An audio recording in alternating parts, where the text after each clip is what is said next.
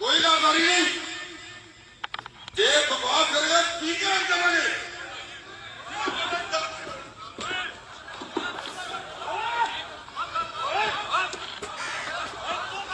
سترہ اگست فیصل آباد arts council میں شرکیہ قوالی پڑھے جانے پر ایک مرد مومن مجبور مسلم نے اسٹیج پر اصلاحی پیغام دیا کہ لاسانی اور مشکل کشا صرف اللہ کی ذات ہے. کوئی پیر ولی مرشد لاسانی اور مشکل کشا کہلائے جانے کا حقدار نہیں. جاہل مریدوں، پیسہ سمیٹنے والے مجاوروں اور معمور پیڈ فورسز کو اولیاء کی تعلیم یا رب کی شان میں کیا کنسرن. اس کو تو وہی حق شناس سمجھے جو توحید کا درد رکھے، جو لیس کمثلہ شیء لم یکن لہ کفوا احد کا معنی سمجھے، جو اولیاء کی تعلیمات، صوفیاء کی قربانیوں کو جانتا ہو، مگر انہیں تو صرف اپنی گدی سے، اپنی مسند سے یا بٹورنے والے پیسوں سے مطلب ہے. جو کچھ یہاں اس تقریب میں ہوا اس کے حوالے سے تو خبر ہے کہ تشدد کرنے والے 5 ملزمان کو گرفتار کر لیا گیا ہے اور باقی کے خلاف بھی مقدمہ درج کر کے کارروائی شروع ہو چکی ہے.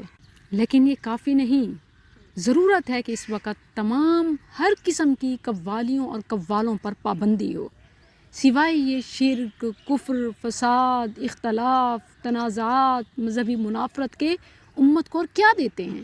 یہ جو قوالی نائٹس یا ڈیز، شب معراج، لیلۃ القدر یا شب برات اور بڑے بابرکت ایام اور راتیں سمجھ کر بتائی جاتی ہیں، یہ کلب کی نائٹ سے بھی بدتر ہیں. قوالی کا درجہ فحش گانے سے بھی آگے ہے، کیونکہ قوالیاں شرکیہ الفاظ پر مشتمل ہوتی ہیں اور شرک سب سے بڑا ظلم ہے. قوالی کا گناہ گانا گانے کے گناہ سے زیادہ ہے. تمام گناہوں سے بڑا گناہ اللہ کے ساتھ شرک ہے، اور ان کے صرف الفاظ، اقوال کا ہی پوسٹ مارٹم کر لیں. پیروں فقیروں سے متعلق لغو باتیں کی جاتی ہیں، ان کی شان میں گستاخی ہوتی ہے. اولیاء کو اللہ کے برابر یا اس سے بھی برتر یا اس کی صفات میں شریک سمجھا جاتا ہے، اور پھر اللہ کو چیلنج کیا جاتا ہے. اس کی قدرت، اس کے نظام، اس کی کاریگری پر انگلی اٹھائی جاتی ہے کہ یہ سب کیا ہے، گورکھ دھندا.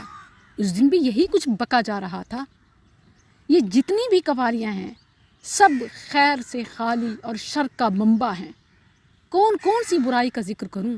الفاظ ہیں تو وہ کبیرہ گناہ، ظلم، شرک پر مبنی، اور پھر آلات، سارنگی، مزامیر جو شرعاً سب حرام ہے، اور پھر مرد و زن کے اختلاط، یعنی الفاظ رومانوی، فلمی، اور تالیوں، ٹھمکوں اور نظروں کو اور جسم کو، جذبات کو بہلانے کے لیے مخالف جنس کا سامان بھی موجود ہے، اور اس سب کو عبادت اور ثواب سمجھ کر کیا جاتا ہے.